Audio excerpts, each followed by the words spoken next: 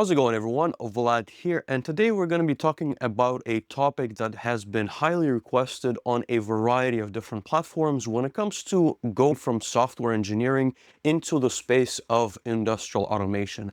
And as you can guess, the reason why a lot of these questions are being brought up is the fact that there's been a lot of different layoffs for a variety of reasons. We don't have to get into it into this video, but basically folks are trying to understand if they have a background in computer science, if they studied software engineering, is there a good path for them into industrial automation? So in this video, I'm going to give you some of my thoughts on that side. I'm also going to explain as to where the entry points should be and give you some tangible advice as to where you should be looking if you have a background in computer science or software engineering. So in order to do that, let's take a quick step back and understand the industry in general, right? So manufacturing, when it comes to hardware and software, is going to be split up and can be represented by this ISA pyramid. And you may have seen this in the past where I've basically explained this in a lot more detail, but basically you have your field devices, you have your PLC and HMI. So I'm not going to make this extremely pretty, but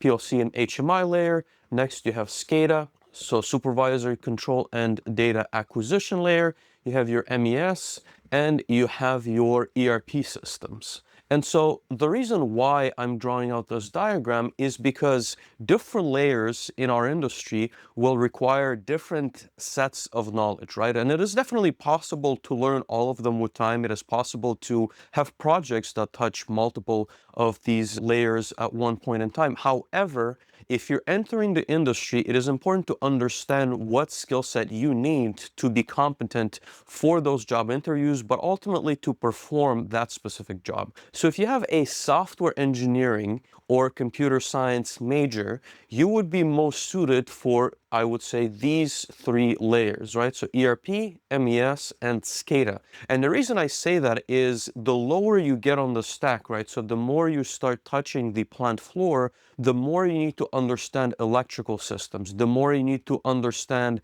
analog signals, different protocols in the manufacturing space that you may not have seen when it comes to your software or IT background. At these layers, you will commonly see typical infrastructures that you would see in data centers. You would see a lot more familiar software. You would see applications written in Python, Java, or languages that are, again, a little bit leaning towards traditional IT. As you start getting to PLC, HMI, and field devices, on top of understanding electrical systems, as a programmer or as a developer, you also need to start learning languages that you do not commonly see inside of your perhaps courses when it comes to software computer science, such as ladder logic, function block diagrams, and those are tied historically to what the electrical circuits have. Now, it is definitely possible to learn. A lot of those languages are simply representations and will be converted by the PLC internally into binary just like anything else,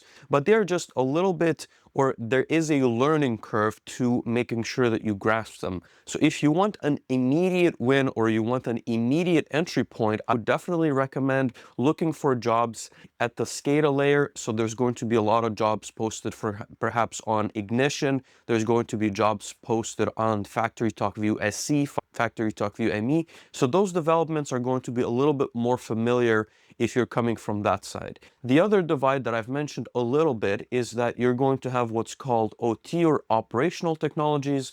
And here you have IT, information technologies, as you should be familiar with if you have that specific background. So the architectures are also going to follow similar type of layouts. So on the OT side, you're going to see devices that you're not going to be as familiar with when it comes to, as I've mentioned, protocols, but also maybe networks. They're going to be configured a little bit differently, not the same way as your traditional network architectures. But on the IT side, you should see very similar type of environments. You can even see, so cloud, and I put that a little bit in parentheses over here, but basically some of the software and some of the companies on the larger side, I would say, will be leveraging cloud. So you will have this data traveling from your OT side into the cloud. Therefore, you can leverage your skill set if AWS, if Azure, or if GCP or any other service provider. So you can immediately start adding value to some of these manufacturers. What I'm also seeing is, again, based on this OT and IT type of a scenario,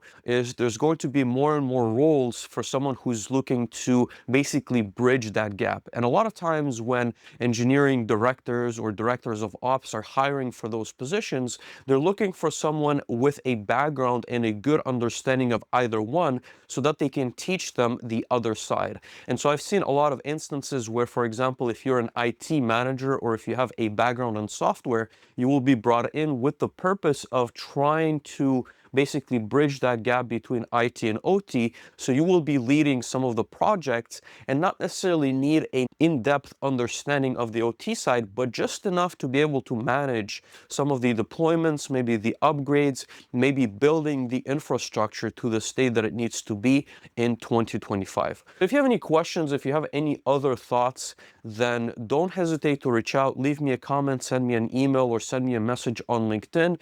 Obviously, with a grain of salt, you are more than capable of learning the PLC and HMI side. You're more than capable of learning the field side. I think it's always a question of how much effort and how much time you're willing to put into this before you find your next role. If you're looking for something a little bit more immediate, you're definitely going to be a lot more comfortable at the ERP, MES, and SCADA stacks. If you're trying to understand maybe what the learning path looks like for you with no prior knowledge in industrial automation and no prior knowledge in manufacturing system, then I would first and foremost recommend installing Ignition. From Inductive Automation, there is a software called Ignition, which acts basically as a SCADA/MES, and depending on the setup and configuration, as an ERP. The reason why I recommend Ignition is because it provides a free trial that you can reset. You can run it on your server or even on your lap locally, and you can understand what it takes basically to tie into some of the control systems at the bottom,